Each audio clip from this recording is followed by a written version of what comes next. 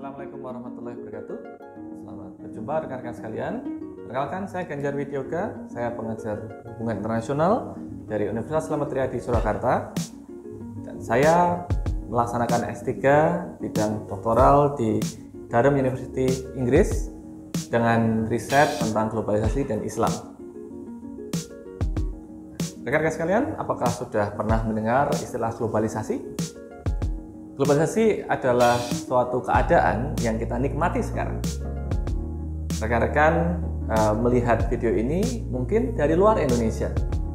Ada yang mungkin dari Perancis, ada yang mungkin dari Australia, ada yang mungkin dari Arab Saudi dan sebagainya.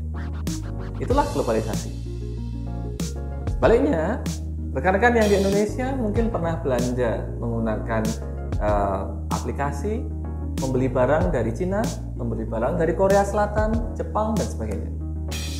Itulah globalisasi. Atau rekan-rekan menyaksikan sepak bola.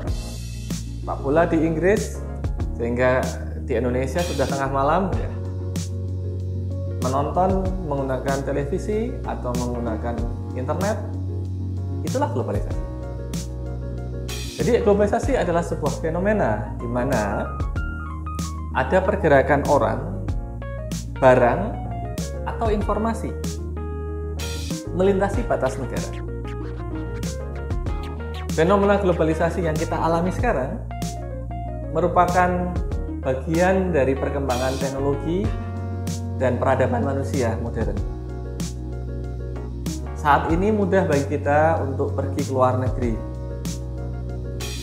Jika dulu zaman kakak nenek leluhur kita pergi berhaji membutuhkan waktu berbulan-bulan karena harus menggunakan kapal. Dengan adanya perkembangan teknologi transportasi, pergi berhaji menjadi lebih mudah dan lebih murah. Nah, dulu orang sulit untuk berkomunikasi jika tinggal di tempat yang berjauhan, harus menggunakan surat dan sebagainya. Sekarang dengan perkembangan teknologi informasi, orang mudah berkomunikasi menggunakan Zoom, FaceTime, MS Teams, dan sebagainya. Perkembangan inilah yang kemudian membuat orang menjadi lebih mudah berhubungan satu dengan yang lain. Orang menjadi lebih mudah berpergian satu dengan yang lain, dari satu tempat ke tempat lain. Mudah pula untuk bertukar informasi. Yang menarik adalah ketika kita melihat sejarah, fenomena yang serupa dengan globalisasi seperti ini pernah terjadi sebelumnya. Misalnya, kita melihat di masa Romawi kuno. Sebelum Kekaisaran Romawi kuno berdiri, orang-orang hidup di tempat tinggal lokal mereka masing-masing. Mereka tidak sadar bahwa ada orang lain yang hidup di luar tempat tinggal itu. Ibaratnya kata anak muda sekarang, mereka ketemunya lulagi-lulagi. Bahkan menikah pun hanya dengan orang-orang di sekeliling mereka dan seterusnya. Nah, ketika kemudian Romawi menguasai banyak daerah di dunia dan mendirikan sebuah kekaisaran besar, salah satu program Romawi adalah membangun jalan yang menghubungkan daerah-daerah tersebut. Dengan adanya jalan ini adalah perkembangan teknologi yang membantu orang-orang kemudian berjalan dari satu lokasi ke lokasi lain, berpindah dari satu lokasi ke lokasi lain. Nah, maka adanya Kekaisaran Romawi itu membantu munculnya globalisasi di masa itu. Orang-orang yang awalnya tinggal di pelosok Galia, pelosok Britania, tidak pernah merasa terhubung satu dengan yang lainnya. Karena adanya Romawi, maka kemudian mereka menjadi terhubung. Mereka kemudian menjadi orang-orang yang bisa berpergian. Dan ini adalah sebuah fenomena globalisasi dengan segala keterbatasannya. Yang menarik, kalau kita melihat ke Timur Tengah, maka sebenarnya kedatangan Islam dan penyebaran Islam memicu fenomena yang serupa dengan globalisasi yang kita alami sekarang. Kalau kita melihat bangsa Quraisy sebelum datangnya Islam, mereka adalah kaum pedagang yang dalam perdagangan ini mereka melintasi banyak negara sebenarnya. Di dalam Al-Quran disebutkan orang-orang Quraisy itu ketika musim panas mereka pergi ke daerah Syam, ketika musim dingin mereka pergi ke daerah Yaman. Nah, kalau Anda melihat peta sekarang, ketika Anda melihat peta sekarang, maka Yaman, Syam, dan daerah Mekah itu sudah melewati berapa negara saja. Tapi meskipun orang-orang Quraisy itu secara aktif melakukan perdagangan internasional, mereka tidak pernah ingin menjadi bagian dari dunia internasional saat itu. Kalau Anda melihat peta di masa pra-Islam, orang-orang Quraisy itu hidup di daerah yang terpencil, daerah Mekah yang sekitarnya adalah gurun pasir. Sementara di dunia luar saat itu, ada dunia internasional yang dikuasai oleh dua kekuatan besar, yaitu Romawi dan Persia. Nah, orang-orang Quraisy saat itu memilih untuk mengisolasi diri mereka, terbebas dari kerjasama dan konflik yang terjadi akibat pengaruh Romawi dan Persia.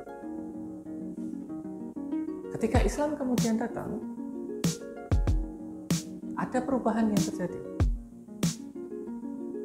Ketika Islam datang, umat Islam kemudian menjadi umat yang secara aktif menyebarkan ajaran Islam keluar, dan kemudian secara aktif mengembangkan struktur kemasyarakatan yang kita kenal dengan istilah umat. Nah, dengan adanya ajaran Islam ini, ada perubahan. Orang-orang Quraisy dan Arab di sekitarnya yang awalnya itu sifatnya isolasionis, tidak mau menjadi bagian yang lebih besar dari dunia, ternyata kemudian dengan ajaran Islam mereka kemudian termotivasi untuk kemudian menyebar ke seluruh dunia. Nah, inilah yang kemudian membuat Islam bisa sampai ke Nusantara. Kalau tidak ada semangat untuk mengglobal, menyebar ke seluruh dunia di kalangan para sahabat dan umat Islam terdahulu, maka mustahil Islam bisa sampai ke Nusantara. Jarak dari Mekah sampai ke Nusantara itu sangat jauh. Tapi karena kemudian ada semangat untuk mewujudkan satu umat di dunia ini yang mengenal Allah, yang kemudian beribadah, menyembah Allah dan sebagainya, ada semangat untuk menyebarkan ajaran Islam, maka kemudian mereka keluar dari zona nyaman. Mereka kemudian bertualang ke luar negeri, mereka kemudian tinggal di luar negeri, berdakwah di sana, menyebarkan ajaran Islam, sampai akhirnya kemudian Islam pun tiba ke Nusantara. Nah, ini kemudian menjadi menarik ketika kita kembali ke masa kini. Umat Islam itu perlu untuk meneladani semangat para pendahulu kita, umat Islam terdahulu di masa Nabi Muhammad dan para sahabat, dan umat Islam setelahnya yang penuh bersemangat untuk kemudian keluar dari negaranya, untuk kemudian mengenal bangsa-bangsa lain dan menyebarkan Islam ke luar negeri. Karena di sanalah kemudian ada semangat untuk melakukan apa yang kita kenal sebagai globalisasi tadi. Jadi umat Islam sebenarnya bukan umat yang jago pandang gitu ya, yang kemudian ya sudahlah saya di sini saja, saya dengan sekitar saya saja. Tapi umat Islam adalah sebenarnya umat yang punya semangat untuk berpikir besar, mendunia, yang kemudian punya visi besar untuk pergi ke luar negeri, mengenal bangsa lain, berdialog, berdiskusi, dan berdakwah kepada bangsa lain. Nah, di sanalah rekan-rekan sekalian, dengan adanya kecanggihan teknologi yang mempermudah kita untuk kemudian berkomunikasi, berpergian, bertemu dengan orang lain, Maka mari kita menggunakan semua kecanggihan tersebut untuk melaksanakan apa yang sudah dicontohkan oleh Nabi Muhammad dan para sahabat dan generasi setelahnya, yaitu melaksanakan bertebaran ke muka bumi, mengenal bangsa-bangsa lain, dan kemudian bisa berdakwah juga ke bangsa lain tersebut. Pengalaman saya ketika tinggal di Inggris, umat Islam di sana memang minoritas, tapi kita memiliki sebuah kebanggaan bahwa kita adalah umat Islam, dan secara aktif kemudian kita mendakwahkan Islam. Setiap tahun kita selalu mengadakan festival Islam, dan di festival itu kita membuka stand, kita mempersilahkan orang-orang Inggris tempat untuk datang mengenal Islam, bertanya tentang Islam, berdiskusi tentang Islam, dan kemudian kita kenalkan kebudayaan-kebudayaan dari negeri-negeri Islam, misalnya makanan. Muslim yang dari Pakistan, dari Bangladesh, dari India, dari Indonesia, masing-masing membawa makanan khas mereka, yang kemudian para pengunjung yang orang Inggris asli itu bisa menikmati. Oh, ternyata Islam di Indonesia makanannya seperti ini, Islam di Thailand makanannya seperti ini, Islam di Malaysia begini, seperti itu. Kemudian juga misalnya ada seni lukis, kaligrafi, batik, dan sebagainya yang menjadi ciri khas bagi seni-seni di budaya Islam. Itu yang kemudian juga kita kenalkan.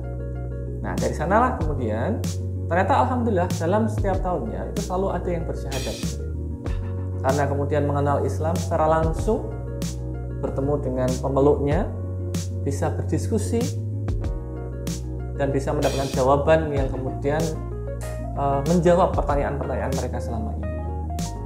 Nah, maka kemudian mari kita umat Islam di Indonesia juga memiliki semangat untuk pergi keluar Indonesia, bertemu dengan bangsa lain, berdiskusi, berdialog, berteman, berdakwah.